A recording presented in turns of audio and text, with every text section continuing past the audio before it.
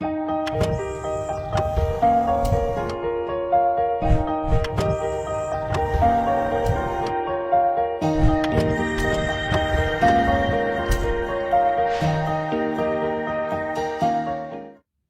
dia, meus irmãos, a graça e a paz do nosso Senhor Jesus. Depois de termos encerrado ali a nossa classe única, ali a nossa série, as obras da carne e o fruto do Espírito, ainda dá tempo da gente iniciar uma nova série aqui até o final do nosso ano. E a série escolhida aí, Marcas de uma Igreja Saudável. Então nós vamos, a cada domingo, estarmos olhando aí para uma das marcas de uma igreja saudável, que vamos fortificar, vamos levar a uma autoconfrontação. Esperamos que possamos crescer a cada dia dentro do entendimento do que Deus espera de nós como igreja. Então, vamos ver como serão essas aulas. Fique em oração, sinta-se convocado aí para essa autoconfrontação pessoal que reflete na igreja como um todo. Então, que Deus nos oriente nessa caminhada aqui. Vamos ter uma palavra de oração então. Senhor, muito obrigado porque podemos refletir na Tua palavra, refletir nos princípios estabelecidos pelo Senhor, nessa Tua palavra que é verdadeira, que é santa, que nos orienta, que é a nossa razão de realmente ter uma vida alicerçada e orientada, Pai, nesse mundo de trevas, nesse mundo com tantas tristezas, inquietações. Nós não estamos desamparados. Nós agradecemos, Senhor, por este privilégio. Continua com cada um de nós, Pai, com cada um daqueles que têm se disposto a investir tempo para refletir na Tua palavra a cada domingo, apesar desse tempo aí de pandemia, de tantas coisas difíceis. Então, Deus, entregamos esse tempo nas Tuas mãos, cada um dos próximos encontros também, que Teu nome seja exaltado, glorificado através das nossas vidas, através desta igreja, Senhor. Assim oramos pelo nome santo de Cristo Jesus. Amém. Amém, meus irmãos? Então nós seguimos aí já 10 meses, 11 meses praticamente, desde que nós chegamos aqui na igreja, na nossa igreja, na Igreja Cristã Evangélica Betel. E além dos desafios normais aí que nós temos em qualquer processo de transição e adaptação, numa chegada aí a um novo lugar, a uma nova igreja, além destes desafios normais, uma pandemia que acaba aí tocando a cada um de nós de uma forma a nos manter longe uns dos outros, já trazendo mais dificuldades ainda para este grande desafio que nós temos de investir um na vida dos outros. Então, de certa forma, isso tudo tem nos feito revisitar a ideia de que nós temos sobre o que é ser igreja. Então, também, como eu falei antes, é um tempo de autoconfrontação, e aí onde talvez alguns de nós, na verdade todos nós, deveríamos fazer a pergunta, eu faço parte da igreja?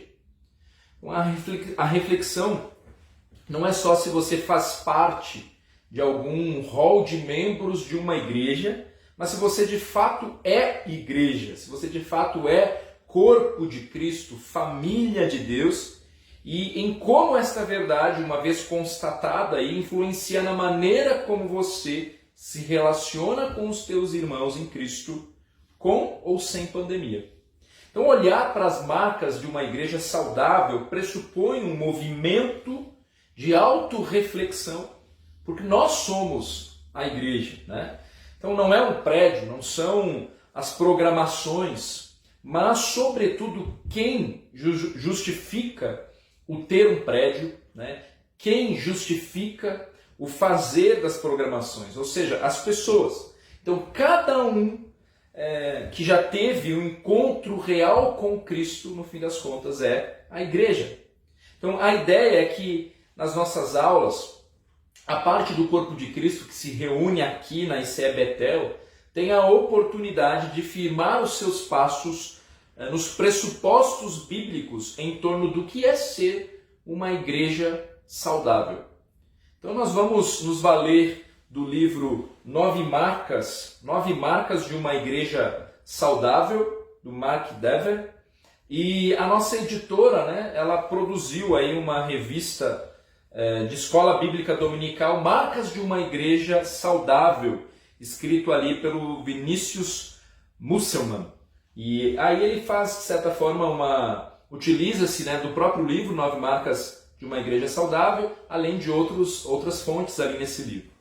Então nós vamos nos valer dessas duas fontes principais aqui, né, além da própria Escritura, para fortificar algumas das marcas que, claro, eu concordando, né, com os autores aqui, de fato são marcas essenciais para o nosso desenvolvimento como igreja. É claro que existem tantas outras marcas que não foram alistadas aqui no livro.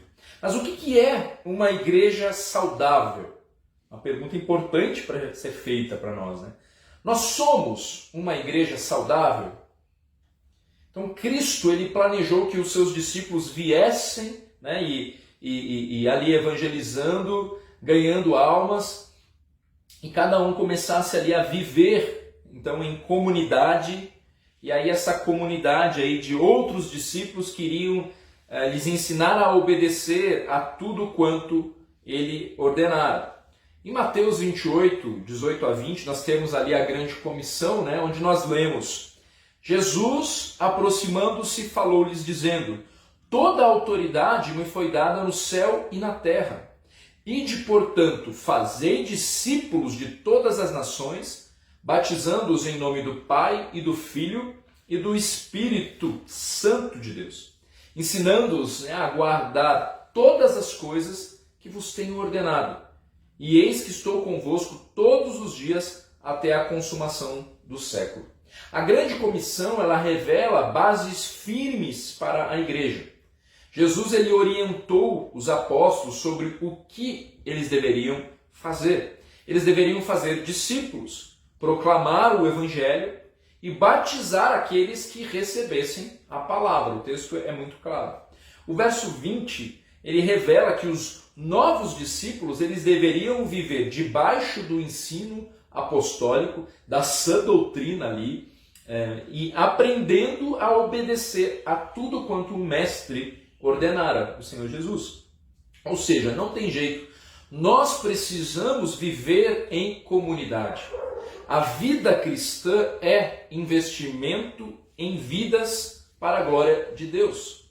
Então, discípulos que fazem novos discípulos, que vivem na comunidade dos santos, aprendendo a viver seu discipulado e a fazer novos discípulos. Então é uma cadeia, né? Você é salvo em Cristo Jesus, você entra dentro do processo de santificação, de treinamento, de discipulado, para viver uma vida que glorifica a Deus, enquanto que você também acaba reproduzindo a mesma coisa, né? Fazendo novos discípulos dentro deste quadro aí dentro dessa rede de cuidado, né? Que é o caminho bíblico para cada um de nós. Agora perceba, né, que, portanto, isso indica o quê? Que este não é o movimento de um homem só, né? É toda a igreja perfeitamente ali ajustada, né? Discípulos fazem novos discípulos. Então você é um discípulo do Senhor Jesus Cristo, então você tem o dever de fazer novos discípulos para a glória de Deus. Então o congregar, o estar plenamente integrado no corpo de Cristo, na igreja, faz parte do plano de Jesus para o amadurecimento da igreja. Então lá em Hebreus 10, 24 a 25 nós lemos: consideremos-nos também uns aos outros para nos estimularmos ao amor e às boas obras. Não deixemos de congregar-nos como é costume de alguns. Antes, façamos admoestações, e tanto mais quando vedes que o dia se aproxima. Hebreus 10, 24 e 25. Então, o ser igreja implica nesta intencionalidade amparada nas Escrituras. É vida na vida. Então, mas cada vida ela precisa estar fundamentada no Evangelho, e o Evangelho é uma pessoa, Jesus Cristo. Na verdade, a igreja toda é do Deus Trino. Nós somos a família do Pai, aqui é a primeira figura que nós temos inclusive ressaltado, né, em Efésios, nós somos a família do Pai, então nós devemos cultivar um lar de amor. Nós somos o corpo de Cristo. Cristo é o cabeça, né? É a cabeça deste corpo. Nós, os membros que devem andar ajustados. E no caso, então, nós estamos unidos com Cristo, que é o maior, né? Que é aquele que acaba com todas as diferenças, sejam elas quais forem. Nós estamos, então, não somente unidos com Cristo, mas estamos interligados, uma vez que somos este corpo, né? Nós estamos interligados, dependendo uns dos outros. Nós estamos em sintonia. Em que sentido? Né? Quando um sofre, todos sofrem com ele. E quando um é honrado, todos se alegram com ele. E aí, sendo o seu corpo, o corpo de Cristo, nós acabamos por estender o ministério também de Cristo na terra. Então nós temos essa função, né, de cumprir ainda com o nosso chamado como uma extensão do próprio Senhor Jesus Cristo ainda neste mundo aqui, né? Nós somos templo do Espírito e devemos nos dedicar ao Senhor andando em pureza, né? O próprio Espírito Santo, ele é santo, habita em nós. Perdão. Então, ao pensar em igreja, nós podemos ter em mente, então, ou devemos ter em mente, igreja universal, né? Universal aqui no sentido dela agregar, né, a todos os eleitos de todos os tempos, em todos os lugares, né? E de todos os lugares. Então, esta igreja universal ela é composta por crentes de todo tempo, de todo lugar, né? E é aquela que só Deus sabe quem de fato pertence a essa igreja.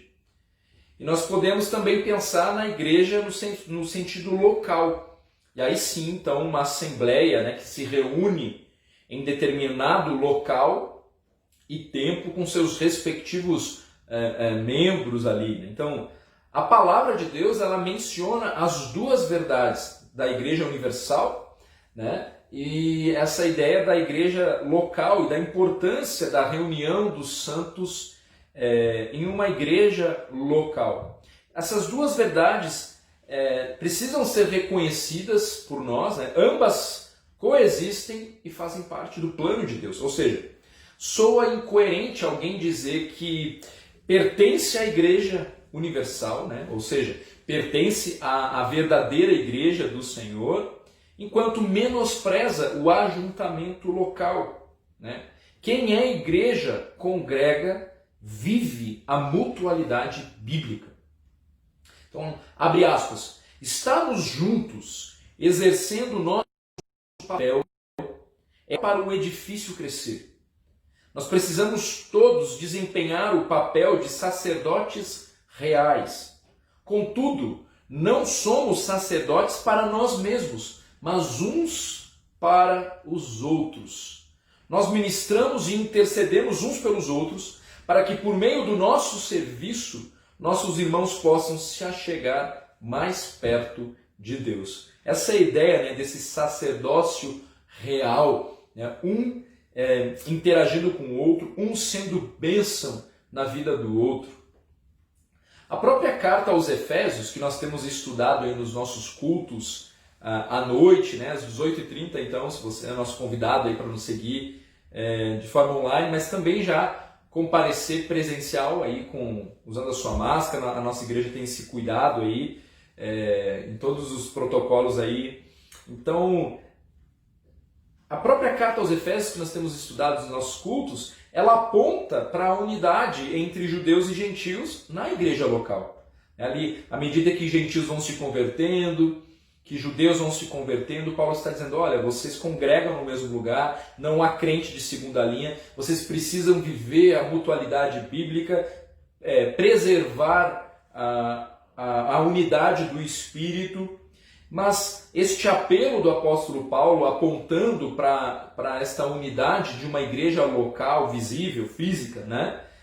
Ali em Efésios, está fundamentada nesta necessidade da unidade de um só corpo mas está fundamentado no quê? Na união universal. É porque eles de fato são crentes em Cristo Jesus e que fazem parte desta igreja universal, né?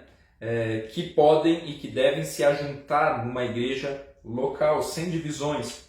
Então, pensar em igreja implica pensar nesta primeira distinção, igreja universal, igreja local. Mas esta é uma distinção que coexiste dentro do plano de Deus. Há uma outra distinção importante, fruto das percepções aí da Reforma Protestante, inclusive na próxima semana aí, dia 31 de outubro, né, sempre é comemorado aí a Reforma Protestante. Então, o que é fruto das percepções da Reforma? Uma outra distinção.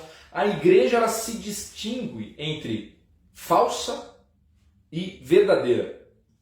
Aí nós poderíamos pensar, mas a falsa não é igreja, né? Então essa distinção ela não se sustenta. Eu entendo, realmente, né? Mas o problema é que muitas igrejas instituídas e consolidadas, numericamente inclusive, elas são vistas como igrejas pelo mundo, né, e pelo mundo afora, e por imaturos na fé, por crentes imaturos na fé. E por isso eu entendo que essa distinção ela não apenas é válida, como ela é necessária. Então, a Reforma ela colocou o Evangelho como critério de identificação, né, para nós identificarmos a igreja falsa de uma igreja verdadeira, ou a igreja verdadeira de uma igreja falsa. Então, onde o Evangelho ele é puramente pregado, e aí nós temos ali a própria ceia e o batismo, quando a ceia e o batismo também são corretamente administrados, sem macular o Evangelho, aí nós estamos diante de uma igreja verdadeira. Então, sim, não é de hoje que a igreja local verdadeira, né, ela coexiste com igrejas ditas evangélicas, né, ditas cristãs falsas, que nada tem a ver com o verdadeiro evangelho. Então, dentro desta distinção verdadeira e falsa, é possível verificar ainda algumas variáveis, né? Todos os ajuntamentos, todas as igrejas locais, elas estão em desenvolvimento, né? Claro, eu e você nós estamos em desenvolvimento, nós somos a igreja. Então, claro, cada ajuntamento, cada igreja local, sim, está em pleno desenvolvimento, em pleno processo de santificação. E por isso existem igrejas verdadeiras, mas que não necessariamente são igrejas que estão saudáveis. Elas são de fato a igreja do Senhor Jesus, mas têm posturas e práticas que não correspondem com o padrão de Deus. Isso é um fato. No entanto, então, a degeneração de alguns agrupamentos, elas revelam que algumas destas ditas igrejas são, na verdade, sinagogas de Satanás, né? Então existem igrejas que realmente não são igreja. E existem igrejas que de fato são igreja, mas que ainda há uma outra distinção, que é entre a igreja saudável e uma igreja que está doente, mas que ainda assim é a igreja do Senhor. Portanto, pensar nas marcas de uma igreja saudável implica em ter em mente distinções entre igreja universal e local, e a necessidade do congregar, né? Entre uma outra distinção entre a igreja falsa e verdadeira, apenas para que a gente fortifique ainda mais o que é ser a igreja proposta pelo Senhor na sua palavra, e entre este igreja doente e igreja saudável, que é o subgrupo dentro das igrejas verdadeiras, né? Evidentemente que dentro de uma igreja local, sempre há pessoas que ainda não fazem parte da igreja universal, que ainda não entenderam, né, o verdadeiro evangelho, apesar da prática religiosa, né? E são, então, falsos cristãos, né? São falsos, não são cristãos. E há pessoas que verdadeiramente são salvas, mas que estão doentes, né? Por estarem aí sendo absorvidas por valores do mundo e muitas vezes sem perceber, vamos dizer assim, né? Com uma cosmovisão, com a maneira de ver o mundo que ainda não foi confrontada com a própria palavra de Deus. A identificação de tais pessoas não é simples, né? E também não é o caso de abrir um caça às bruxas nesse sentido. E tampouco essa é a ideia, né? É por isso que se faz necessário identificar as marcas de uma igreja saudável, para nos firmarmos na busca pelo ideal de Deus para a igreja. Então o objetivo dessa nossa introdução aqui hoje é até mesmo, talvez, causar em você um despertar para pensar sobre o que é ser igreja, o que a palavra de Deus fala sobre o ser igreja, né? Porque às vezes você pode estar conformado com algumas práticas, com alguns padrões que na verdade não são alicerçados nas Escrituras, né? Então nós precisamos realinhar nossa visão sobre qual é o ideal de Deus para a igreja. E uma vez que somos igreja, verdadeiramente igreja, alcançados pelo sangue, redimidos pelo sangue de Cristo, nós vamos correr esta carreira em busca deste ideal de Deus para a igreja. Não é a minha ideia, não é a minha opinião, mas é o que Deus fala sobre a sua palavra, sobre o que é ser igreja, né? Então, este ideal não pode ser algo idealizado por nós, e tampouco é algo inalcançável, né? Porque é um ideal que ele é colocado diante de nós por justamente ser o padrão santo instituído por Deus, para que o seu próprio nome seja glorificado por meio da graça, conforme crescemos em Cristo. Então é em busca deste ideal que é alcançável por nós, mediante a capacitação do Espírito Santo, que nós, a verdadeira igreja, devemos correr atrás. Mas precisamos conhecer que padrão é esse, o que Deus fala na sua palavra, né? E correr atrás. Então, nas palavras do Mark Dever, nós precisamos de igrejas que são conscientemente distintas de nossa cultura. Nós precisamos de igrejas cujo principal indicador de sucesso não seja resultados evidentes, e sim fidelidade bíblica perseverante. Nós precisamos de igrejas que nos ajudem a recuperar aqueles aspectos do cristianismo que são distintos do mundo e que nos unem. Então há um preço a ser pago se optarmos por nos firmarmos cada vez mais nas marcas de uma igreja saudável. Então, muito provavelmente, até mesmo a diminuição do número de congregantes. Mas aí, nesse caso, eu acredito que seria até um efeito positivo, né? Porque se há os princípios bíblicos e que nos conduzem a uma vida saudável, isso levar a igreja a diminuir em números, muito provavelmente, então, é o próprio Senhor aí peneirando mesmo, né? Mas possamos perseverar sem medo, né, de aplicarmos aí o que Deus tem para nós enquanto igreja, porque os princípios bíblicos não podem ser negociados por nós, né? Uma vez evidenciados qual é o caminho bíblico de como nós como igreja devemos agir e reagir, então isso não deve ser negociado por nós. De uma maneira geral, a gente tem visto, né, muitos ditos cristãos negociando aí as verdades bíblicas, né? E aí o mundo aplaude, né? Então suspeite, né, de qualquer um aí que se posicione e o mundo passe a aplaudir, né? É claro que não se trata da igreja do Senhor Jesus, né? Que há tantas distorções doutrinárias em relação à própria salvação, mas vocês estão acompanhando aí, né, o próprio parecer do Papa, né, agora recentemente, e com relação à união civil aí, dos homossexuais, e aí nós percebemos o mundo todo aplaudindo, né? E aplaudindo e fazendo afirmações. Não, agora sim estamos diante de um homem que verdadeiramente entendeu o Cristo amor, né? De um homem que verdadeiramente está colocando em prática o Evangelho, né? Que entendeu ali a palavra.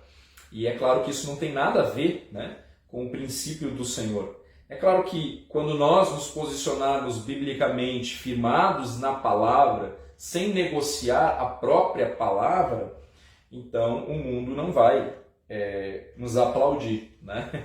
Então a gente tem que estar muito claro. Agora, claro, dentro do próprio protestantismo, da igreja dita evangélica, né, nós também temos muitas igrejas aí sendo coniventes com uma série de aberrações que nada tem a ver com a palavra de Deus, né? E aí, claro, o mundo também coloca tudo no mesmo pacote e não entendem que os verdadeiros cristãos também são contrários, né, a esse falso evangelho, ao evangelho de uma prosperidade, né, e de tantas outras distorções que tem, né?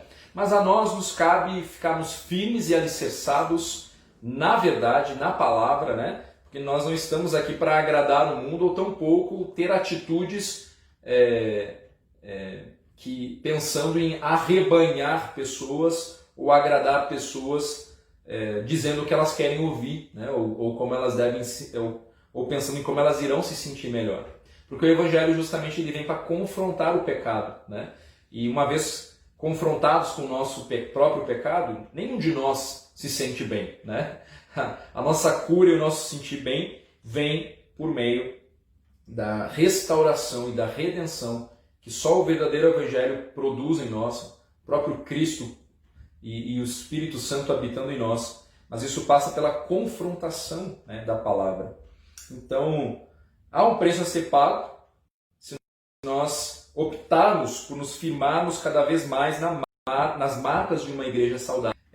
Mas muito provavelmente nós vamos perder pessoas, né? Perder pessoas. E aí eu concordo com um alerta feito pelo autor, né? Que cada vez mais a sociedade, né, de forma rápida e amplamente, ela tem repudiado o cristianismo, né? E a cultura com a qual temos de nos adaptar para sermos relevantes, ela se tornou tão intrinsecamente, tão entremeada com coisas que são antagônicas ao Evangelho, que se adaptar a esta cultura significa a perda do próprio Evangelho, né? Então, a nossa cultura está tão deturpada e tão distante dos valores, dos princípios bíblicos e do próprio Evangelho, que qualquer movimento que nós façamos ali para sermos relevantes de adaptação, ele se torna muito perigoso, né? Acaba quase que nós tendo, para a gente fazer parte, acaba que se perdendo o verdadeiro evangelho. É claro que sim, precisamos redimir esta cultura, e aí a pergunta que precisamos fazer é: como que nós como igreja damos passos de relevância dentro dessa sociedade, desse mundo caído? Certamente não é negociando os valores bíblicos, certamente falando o que o mundo quer ouvir, né? Então, gente muito engajada nesse mundo, na verdade, vivendo uma mentira, né? Algo ecumênico ali, algo em nome de um amor inventado, né? Como eu costumo falar. Então, importa olhar com atenção para a tecla que eu tenho batido constantemente.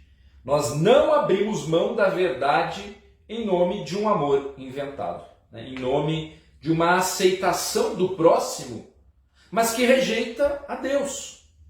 Uma igreja saudável que se posiciona biblicamente será vista pelo mundo como o câncer do mundo.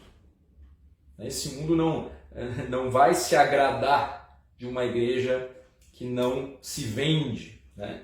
Então, a busca por uma resposta em torno do que é uma igreja saudável nos conduz a uma outra pergunta crucial. O que é uma igreja saudável para Deus? Eu acho que essa é a questão principal.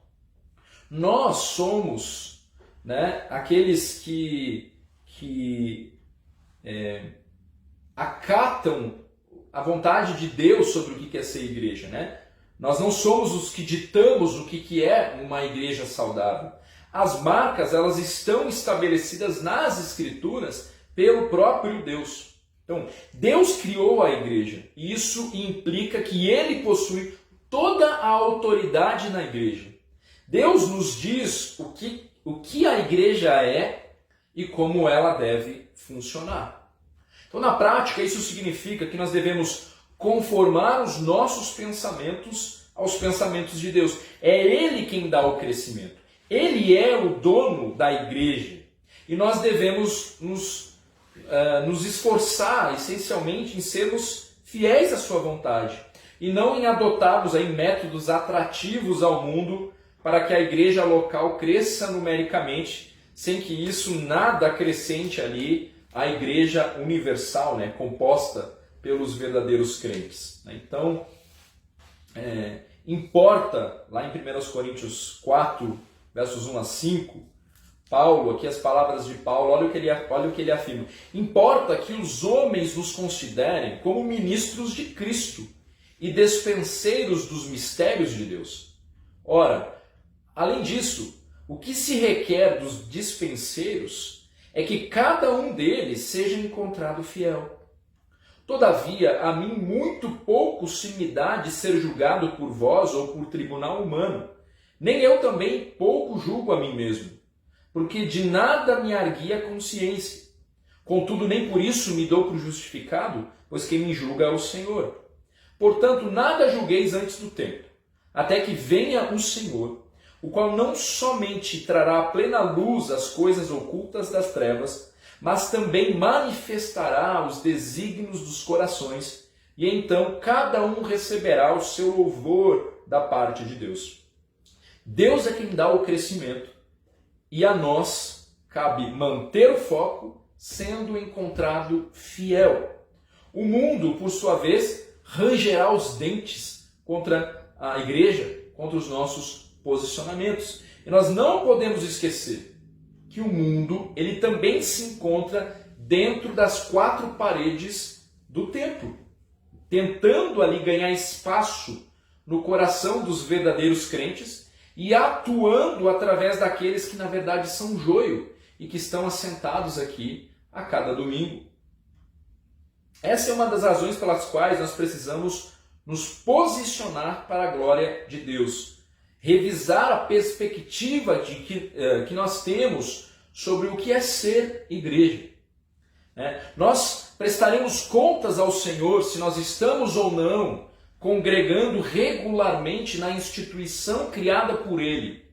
Nós prestaremos contas se nós estamos estimulando a igreja ao amor e às boas obras. Se nós estamos lutando para manter o ensino correto da esperança do Evangelho. E o Senhor nos deu dons e talentos, para que esta luta ganhe corpo, e de fato seja ali brindada com a vitória para a honra e glória do nosso Deus. A igreja ela não é uma invenção do homem, ela vem do coração de Deus. Todos nós temos uma responsabilidade.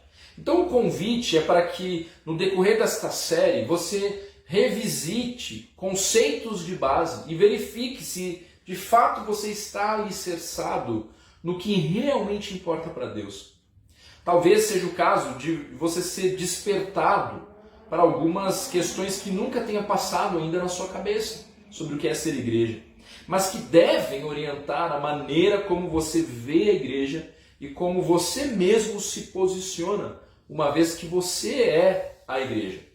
Então, no decorrer dessa série aqui de EBD, classe única, nós vamos nos deter nas marcas de uma igreja saudável, apontadas aqui sim por Dever, É claro que muitas outras marcas elas poderiam ser alistadas, mas eu penso que as que foram apontadas aqui pelo autor já nos dão uma boa base para preservarmos o amadurecimento espiritual que importa a Deus. E que marcas então são essas que nós vamos ver aí a cada domingo,